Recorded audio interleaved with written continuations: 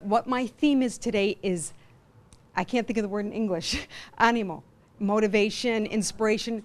The reason is you go to a lot of classes, you learn a lot about law, you learn about a lot about mortgages, but the most important thing is two things. You touched on it, integrity and faith. If you don't think you're going to make the sale, you won't make it. You have to wake up every day waiting for the sale. So the name of my talk today is It's Not Over. And what I mean by it's not over is sometimes you think a sale is over, you think I missed the boat, oh, someone else got in there before me, but always remember it's not over. Yeah. My favorite thing is I call it, this is the book that I'm writing, it's called From Adversity to Victory, how you can take everything adverse in your life and make it so that it's your greatest blessing.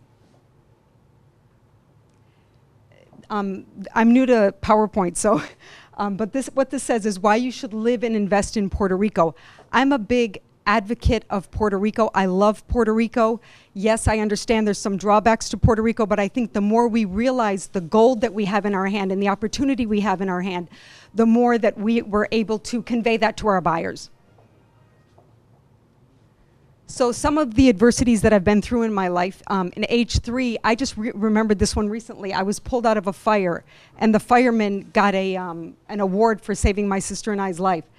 At age 6, my father came home on a vacation and said, we're moving to the Virgin Islands, and my mother walked in the door right after him and said, we're moving to St. Croix. And my father was a developer, so we started a lot. At age 12, we were multimillionaires. We had a maid for the maid. Do you know what a maid for the maid is? It's very rich when your maid has a maid. And one night we lost it all. There was a mass murder in the Virgin Islands in 1972, made the front page of the New York Times, and all of our entire state was lost in one night. In age 18, my father was shot in the neck. At age 22, I was fired from my first job. At age 25, I was the youngest, most successful real estate agent in the Virgin Islands. At age 28, we lost everything in Hurricane Hugo. At age 33, my son was born with autism. At age 50, we lost our life savings in the mortgage meltdown. So I'm I consider myself an expert at the ups and the downs of what it is to be a realtor. And I remember growing up and watching my father rich and broke. I said, never, no way, not me. But once it's in your veins, it's in your veins. So the first 3 things I'm going to say, I've done I planned this out 3 times. And last night I finished my presentation, and just as my husband walked in the door, I won't blame him, I deleted it. And every single time I'm saying, well, obviously there's something else I'm supposed to be saying then, so that's where I took a turn. So I'm going to start with mentioning the 3 things that I'm not going to talk about. I'm not going to tell you about the time I found a gold ring in my Bible.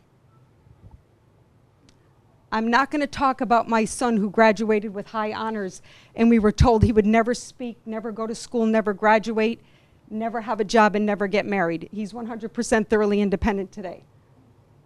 I'm not going to tell you about my best friend Shedda when her baby died and came back to life. I'm not going to tell you about the time Donald Trump got to meet me.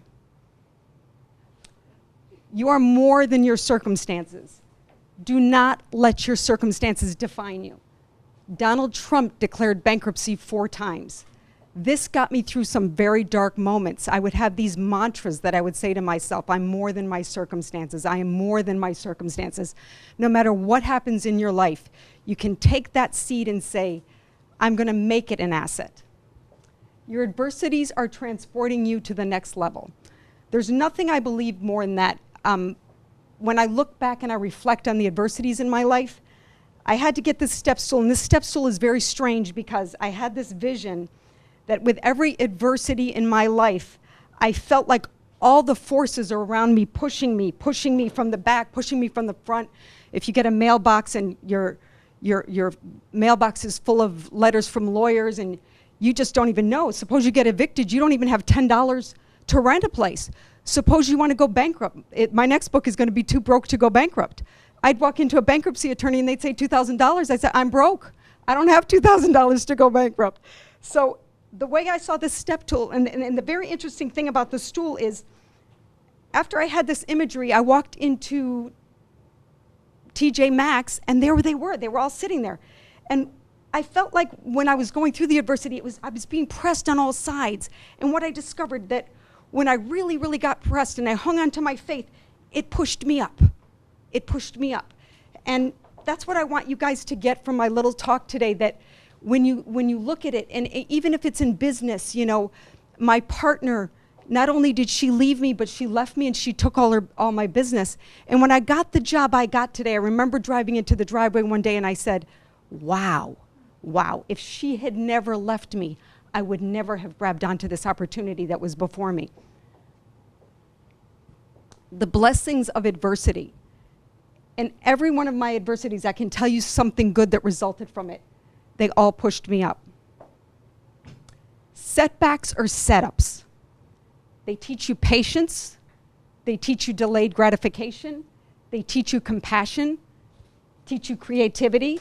They teach you how to receive help. They teach you to administrate your funds better, and they teach you to rely on God for all wisdom and provision.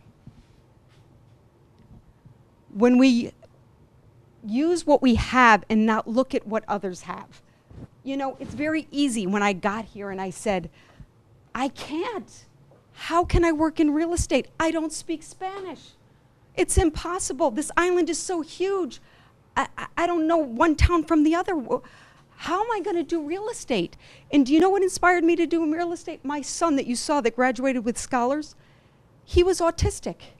And my husband and I had just started flipping homes because we figured we didn't need to speak for that. We could flip a home and just say, checky firma.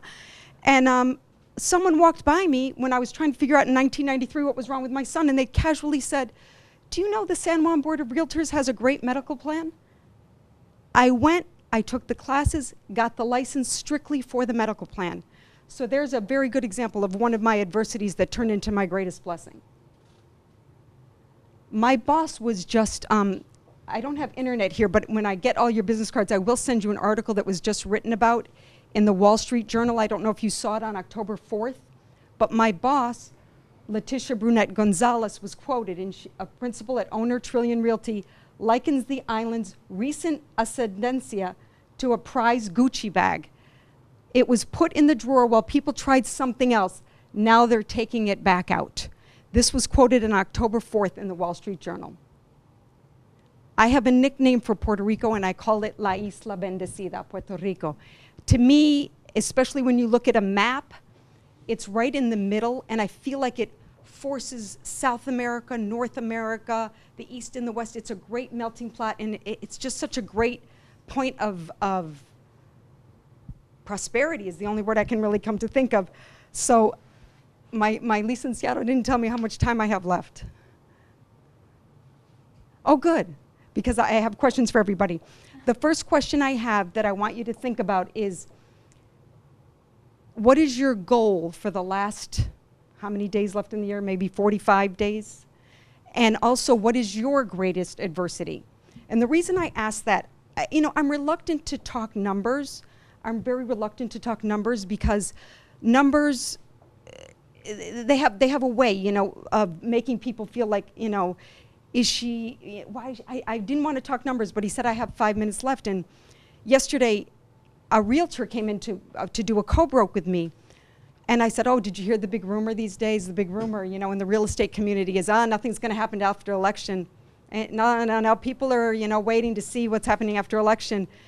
And I don't wake up and receive that. What I wake up and receive is what an opportunity there is right now in real estate while everybody else is waiting for the elections. And we had a buyer come in, and he is buying $5 million cash.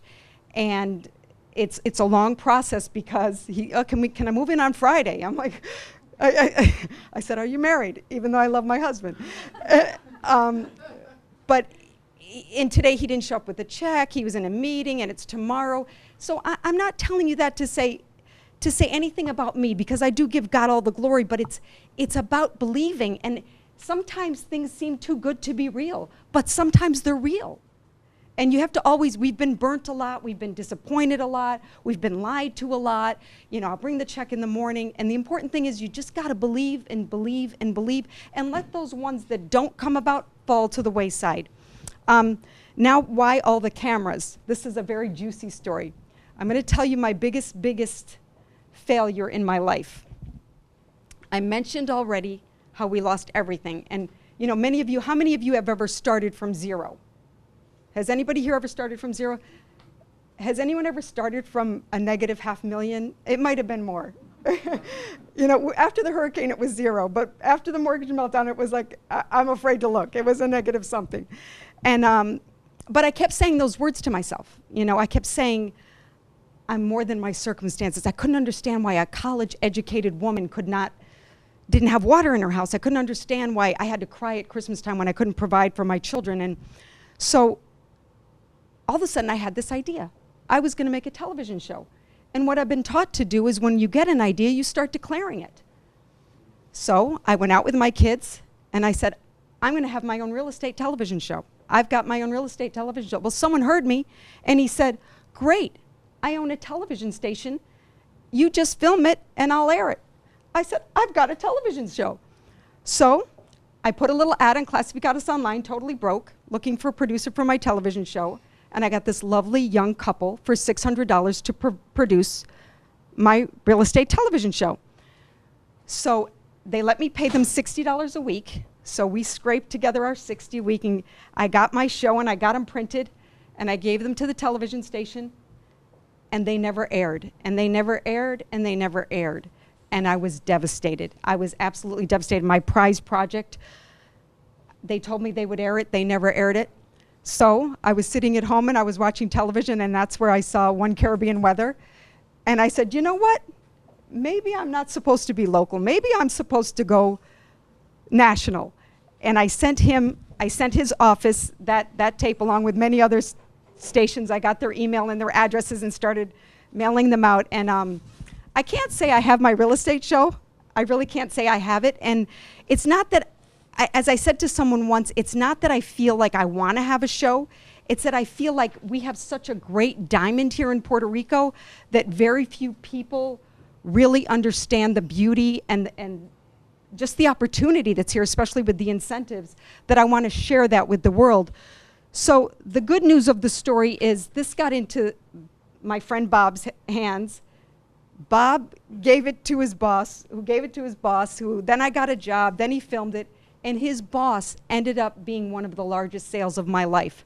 So the biggest failure of my life turned into one of my greatest successes. But greater than that is the friendship that I have with Bob.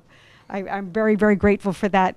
So I just want you to know that every time you feel an adversity coming on or something has devastated you, I want you to just stand up on your step stool and remember that you're being pushed up.